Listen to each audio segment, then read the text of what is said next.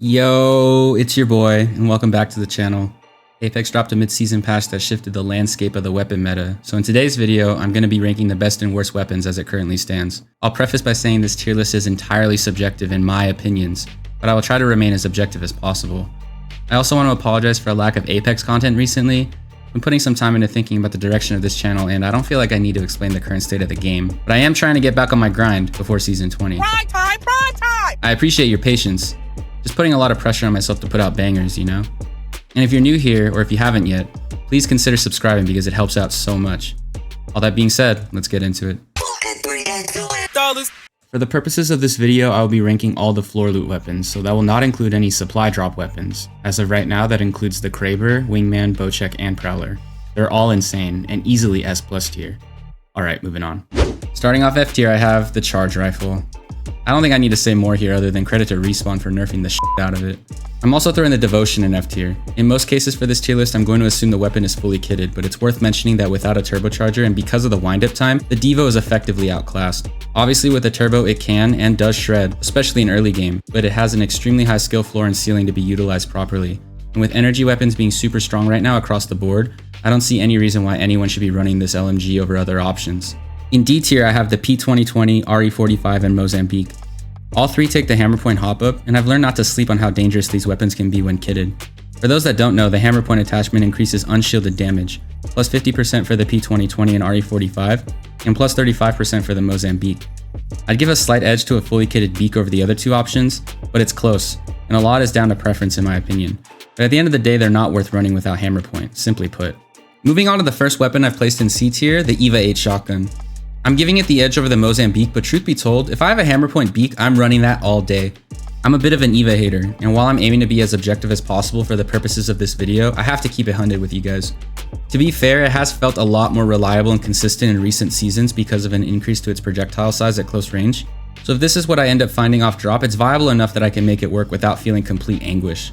But too often it hits like a wet noodle, and especially with double tap trigger not being available right now, it becomes less and less viable as you progress through the match. If you've been following this channel for a while, you know that I'm a certified PK gamer. I'm picking that up 10 times out of 10. That's the thing with this game that's not really talked about. You're constantly weighing options, asking yourself this or that, this or that.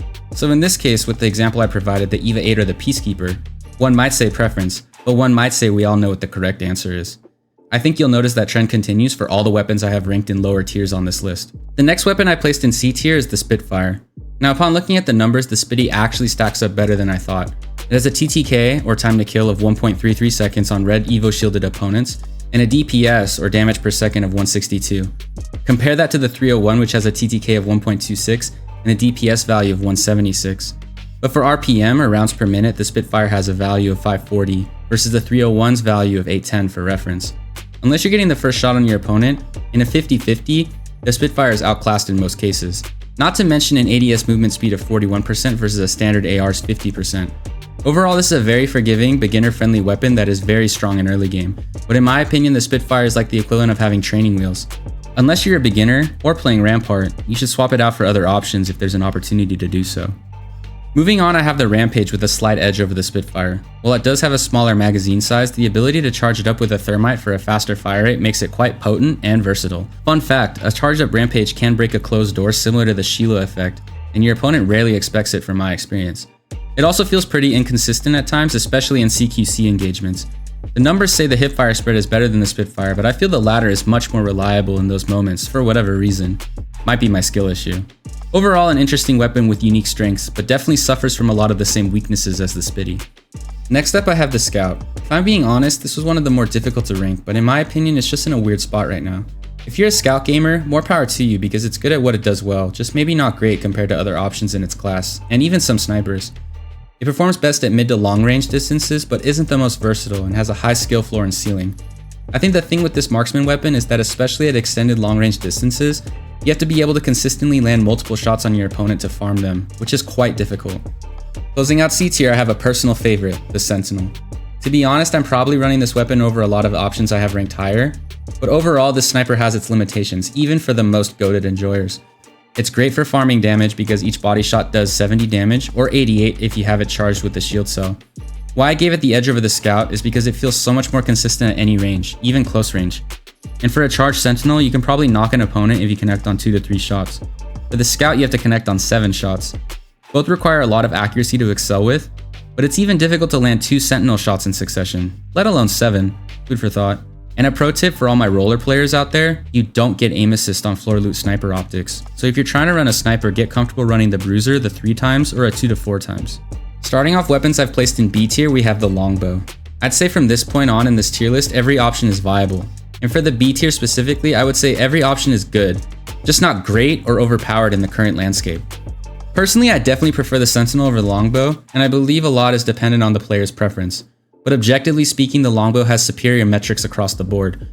A 3.08 second TTK versus the sentinel's 5.81 or 3.87 when amped, and an RPM of 78 versus the sentinel's 38. And if you attach the skull piercer to the longbow, headshot damage is increased by 35%, which is significant. Obviously though, none of that matters if you aren't hitting shots. So as with the sentinel and scout, run whichever you're the most accurate with. Next in B tier is the triple tick. In my opinion, this weapon has been a sleeper for a few seasons now, and for pure damage farming, it performs better than the longbow, sentinel, and scout. It's also more forgiving, and what takes it to the next level is its versatility, because in close quarters, it can be utilized as a pseudo shotgun. Don't sleep, all I'm saying. In the middle of B tier and maybe the most balanced weapon overall, I have the alternator. For all my Spitfire enjoyers, I'd recommend moving on at some point to this weapon because it's also very forgiving and easy to use, but much more viable, especially with disruptor rounds. After the mid-season update, the SMG field is definitely leveled a bit, and the alternator is definitely closer to the others in its class than it used to be. Unfortunately, it's in the crafter, so at least until next season, if you want to run one, you're gonna have to craft it. Edging out the alternator in B tier is the Mastiff. The mid-season update brought a buff for the Mastiff where the tactical and empty reload times were reduced, and the draw time was cut in half. If you're an M&K player, or someone that struggles with shotguns in general, this is probably the shotgun you're going to want to run with how it functions. Compared to the other options in its class, it's the most forgiving in my opinion, and a great option to run as your secondary. Moving on and closing out B tier is the R301. I don't even feel the need to preface this one because it's a base take, so I apologize if this offends you, but someone needs to tell you the truth. I know the community is excited seeing it come out of the crafter back onto the floor, but be honest, has it been hitting the same? I'll wait. Yeah, it's like a wet noodle, one might say. While damage metrics back that it's viable, and while it's forgiving in terms of recoil control, it's unforgiving in the sense that you have to hit just about every bullet in your magazine to get a knock. And even for the most seasoned R3 abusers, that's not easy to do. I'm just keeping it real. It's no longer the best in its class, and with all the conduits and revenants running around in your games, you're gonna need something that hits harder to find success. That being said, with a slight edge over the R3 and starting off A tier, I have the Flatline. Still strong, definitely viable, but with a more difficult recoil pattern. It's also up to personal preference and essentially loot economy when choosing between this gun and the R3 in my opinion. Similarly, the Flatty is also not what it was in seasons past and is also outclassed by other AR options in the current landscape of the weapon meta. Next up in A tier is the R99. You hate to see it.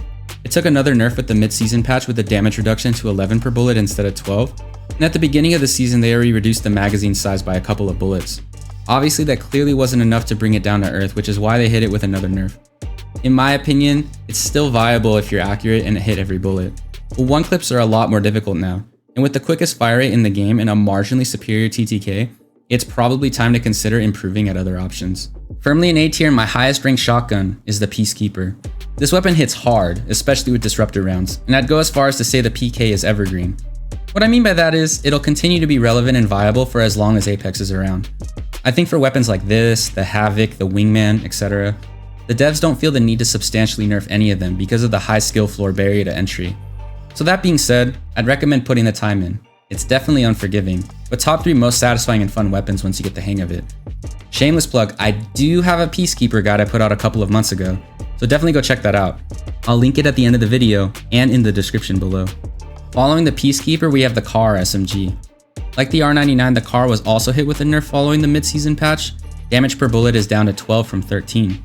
However, it's less effective than the R9 because of a larger magazine size and a more forgiving fire rate. Plus with a TTK of 1.16 versus the R9's 1.11, and it being characterized by how incredibly versatile it is, it's currently the better option in my opinion.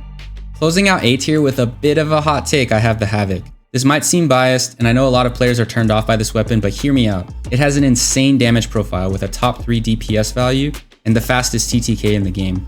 And yes, while the spin up delay does take some getting used to, it's also incredibly versatile, and unlike other ARs, the hipfire and the havoc feels similar to the OG flatline. I've been saying this weapon is underrated, and here I am once again telling you not to sleep. Alright, moving on to weapons I have ranked in S tier, which I consider to be the best weapons in the game, bar none. You know the drill. Starting it off, I have the Nemesis. This gun has been meta since it dropped, and even with it taking a couple nerfs to its damage profile and ADS recoil, it's still insane. Not much more to say here, and the tip I have for this weapon is to try and not put yourself in 50-50 situations unless it's charged up. And unlike other weapons, it's an auto burst, so it'll keep firing as long as the trigger is held. Moving on, and with a slight edge over the Nemesis, is the Hemlock. It received a damage per bullet buff last season that gave it a near care package weapon profile. And why I have it above the Nemesis is because of its consistency and versatility. The single fire mode expands the range of what this AR can accomplish, and landing a couple headshots when firing it in standard burst mode, and this thing kills quickly. Unfortunately, they moved it to the crafter, but in certain situations, it is definitely still worth consideration. Next up in S tier is the L-Star. I've been an L-Star truther for a while now, and I'm telling you, it's nuts. On paper, the numbers won't blow you away, but what makes this LMG special is that it has a unique overheating mechanic where it only needs to reload if it overheats. So in theory, and with some practice, you can essentially fire this weapon continuously, which is absolutely insane. The hipfire is also pretty reliable, which makes it viable at pretty much all ranges. I know the visual clutter can be hard to overcome, especially for M&K players, but here are a couple tips, without sounding completely full of shit. Don't rely on watching the projectiles or bullet drop at range to try and hit your shots. Instead, overcompensate by tracking your opponent and using damage feedback to understand how the gun functions. Let me know in the comments if those tips help. Firmly a meta gun right now, and my top rated energy weapon in SMG is the Volt. Like the 301, it's back on the floor, but yo, I don't remember it hitting like this. It didn't receive any changes either. Last I remember, it was hitting like a wet noodle, but hey, guess that's how quickly things can change in this game. And that's probably the most challenging aspect of Apex, adapting to the ever-evolving weapon and legend meta.